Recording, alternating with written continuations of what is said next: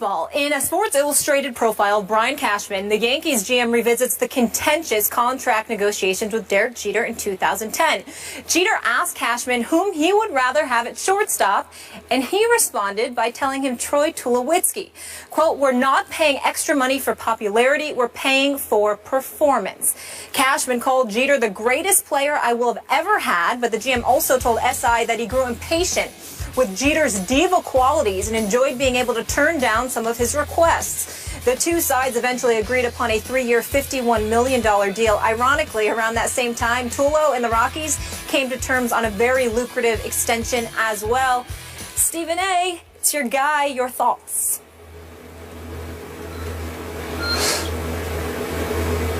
You know, I know this is 5 years ago, but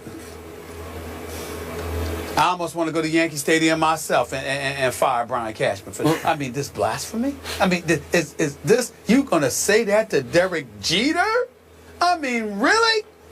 You know, in all seriousness, Troy Tulowitzki can really play.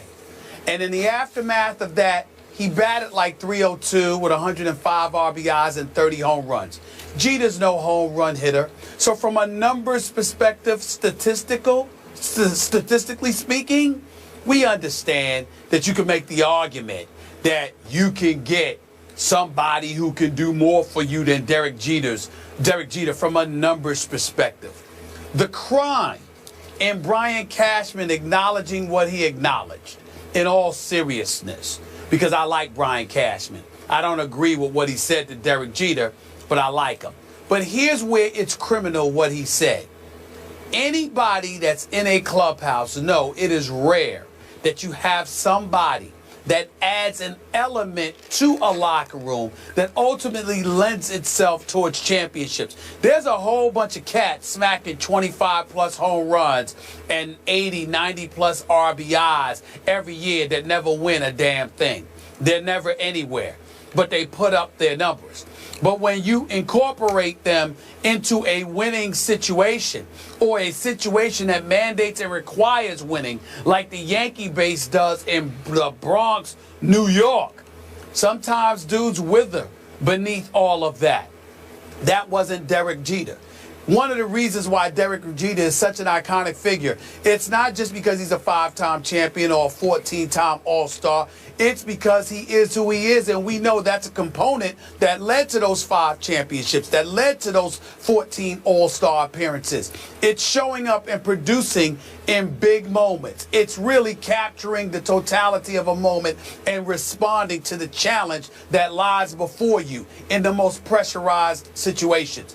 That's what Jeter does. It's also making sure that you galvanize the troops around you and that they maximize their potential. It's not just about what you do. It's about what you lead others to do as well. So if you're just looking at numbers, certainly Brian Cashman has a right to do that, particularly the way George Steinbrenner, God rest his soul, the former owner for the New York Yankees, used to just shatter their farm system and just spend money to get high-priced free agents and others to come to New York. The flip side is that you have to have the foresight, not just hindsight, but the foresight, not just to see what somebody has done, but what they're still capable of doing as you move into a different era. So I think it was just a negotiating position on the part of Cashman. They did ultimately reach an agreement. Cashman didn't want to be bullied by the popularity of a Derek Jeter. But in the end, let's be serious here. If you're just looking at numbers, there's a few people that you can put ahead of Derek Jeter, Skip. I won't deny that. But Derek Jeter was never measured by just numbers. He was measured by championships. He was measured by culture, what you established as a member of the New York Yankees. And when you consider the great tradition of this franchise and what it established long before Derek Jeter arrived, he was one that assisted into bringing it into the new millennium because he was an individual that obviously, facilitated excellence. And for the most part, they achieved it. Okay, I hear everything you just said. I'm also going to take these Cashman quotes very seriously. No kidding here. All kidding aside. I must admit, I do get occasionally annoyed with your ongoing hero worshiping of Derek Jeter, your ongoing idolatry that you display often on this show of Derek Jeter. But come on, Derek Jeter was all-time great, especially when it really mattered in the postseason. What he did was just astonishing with the tools he had to work with. You want to talk about the all-time greatest overachiever because he didn't have the most this or that, didn't have the biggest arm or the most speed or the most power. Was he great? Yeah, he was great. Were his intangibles off the charts? Yes, they were. I'm with you on all the above. I also have great respect for a Brian Cashman continuing to be successful in the New York market and continuing to not only deal with, but to almost manage the New York media, which is extremely difficult to do. Which brings me to my question here. And I will admit to you, I chuckled to myself when I read these quotes in Sports Illustrated that Brian has given to Sports Illustrated for their report or their story on him. But my first thought was, well, finally the truth comes out. But why did Brian Cashman want the truth to be told about all this? I don't know. What purpose does it serve now, looking back? What good does it do the New York Yankees? What good does it do Brian Cashman to take shots at the icon in the rearview mirror? You know, if he had stepped up and said these things as they were happening, that would have had impact. I mean, well, go ahead. I can only think of two possibilities. I do not know, first of all, but I can only think of two possibilities. One is that Brian Cashman wanted to show his toughness in being a leader as an executive for the New York Yankees as it pertains to contract negotiations, etc. The other is it comes across as him saying, look, I respect Derek Jeter too, but I sort of want the world to know he isn't, you know, the way y'all think he is. That's right. That's how I saw it. I agree with you. Look, it's no shock to me. It's hard to argue with his stance that he told Derek Jeter, hit him, as the agent said, right between the eyes, I would rather have Troy Tulowitzki. This is going back 3 years ago. Well, who could argue with that, as Derek Jeter was age 37? And he did have, as you point out, he had the one last hurrah year in 2012 when he led the league in hits. That was phenomenal. But then he got hurt the next year, and then that last year at age 40, it wasn't pretty. But the quotes that jumped off the page to me were that Brian Cashman took great pleasure in denying Derek Jeter's Diva requests.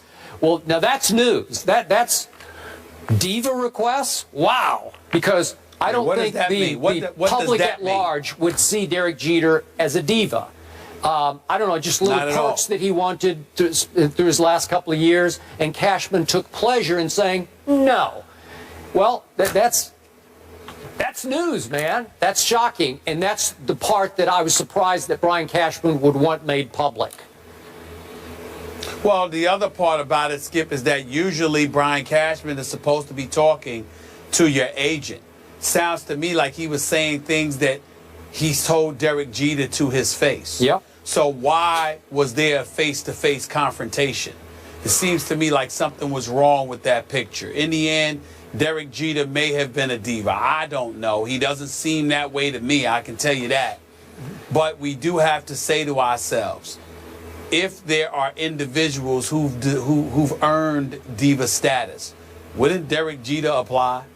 At some point in time, don't your years of service and what you do matter to an organization? If you're a multi-billion-dollar establishment, and say somebody wants a car ride to and from the stadium, say they want extra tickets or something like, you know, when we talk about diva-style things, it may be something along those lines. Is that really too much to ask for a guy who contributed in filling the seats for years? I don't think so. I don't know. I don't know much about diva behavior because I've never worked with a diva before. Oh, me either. Yeah, I don't know wouldn't any know. of them. Yeah. Neither would I. Jeter's still winning from the personal perspective because he's dating my girl, Hannah Davis. Shout out to the Virgin Islands. Also winning from that perspective is Tom Brady. It's coming down to the wire, shout out folks. to the Virgin Islands. St. Thomas. She's from St. Thomas. Okay. Yeah, so is my family. Should Brady just settle at this point? Megan's Bay, it's beautiful. We'll bring in one of his former teammates to discuss Damian Woody in just a bit.